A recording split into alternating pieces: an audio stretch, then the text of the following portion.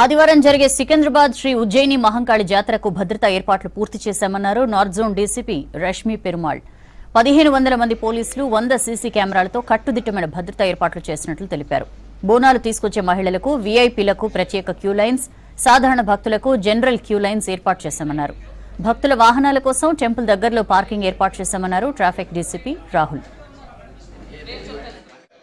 Not to use DJs because our DJs vallana ma communication systems affect aitayi.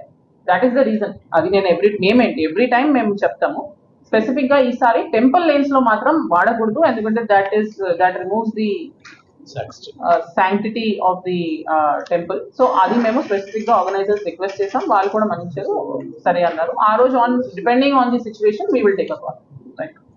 From CP office it will be released and that will be issued to the press as well. So every year మీకు తెలిసిందే already. I have not mentioned it because దాంట్లో ఏం change లేదు. Again I will repeat it again. Hill Street ఏరియాలో usually media vehicles ఉంటాయి, అక్కడే ఉంటాయి. We will just request the media to park it on one side. ఒక one side of the road కి పెట్టుకుంటే మిగతా మూవ్మెంట్ అదర్స్ కి మూవ్మెంట్ చేస్తాను మీకు కన్వీనియంట్. అదర్స్ అంటే మా వేరే సర్వీస్ ప్రొవైడర్స్ ఉంటారు, water department, my police department ఉంది, ఎలక్ట్రికల్ డిపార్ట్మెంట్ ఉంది. ఏదైనా ఎక్విప్మెంట్ అన్నా అప్పుడు సడన్ గా అవసరం ఉన్నా ఆ రోడ్ నుంచి తీసుకొని రావాలా. కాబట్టి మీడియా వ్యాన్స్ ఏది ఉన్నాయి అది అటు సైడ్ రోడ్ కి వన్ సైడ్ లో పెట్టుకోవాలా, హిల్ స్ట్రీట్ కి అండ్ ఎక్స్టెండెడ్ దాంట్లో. అండ్ అక్కడే బ్యారికేడింగ్ చేస్తుంటది కాబట్టి ఇంకా అక్కడి నుంచి వేరే మూవ్మెంట్ ఉండదు.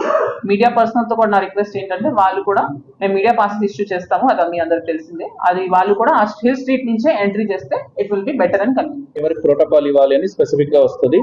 Endowments department is conducting the main puja and main this thing. So మనకి ఎవరికి చెప్తారు ఓన్లీ వాళ్ళకే ఎంట్రీ ఉంటుంది, మిగతా ఎవరికి కూడా ఎంట్రీ ఉండదు. పారడైజ్ దగ్గరనే మనం ఆపుతాము. మనకు ఆ రోడ్ లో ఏం క్రౌడ్ లేదు, ఎక్కువ ఇబ్బంది లేదు అన్నప్పుడు మనం అన్నెసరీలీ అక్కడ ఆపము. ఎంత దగ్గర వరకు అవుతుంది అంటే ప్రోటోకాల్ ఉన్న వాళ్ళకే కాదు, లేకుండా ఉన్న వాళ్ళకి కూడా ఎంత దగ్గర అయితే అంత దగ్గర వరకు తీసుకుంటాం. బట్ క్రౌడ్ చాలా ఉంది, ఇబ్బంది అవుతుంది, ప్రజలకు ఇబ్బంది అవుతుంది అన్నప్పుడు మనం అక్కడ ఆపుతాం. ఇది ఆన్ అండ్ ఆఫ్ మనం డైనామిక్ గా డిసిషన్ తీసుకుంటాం.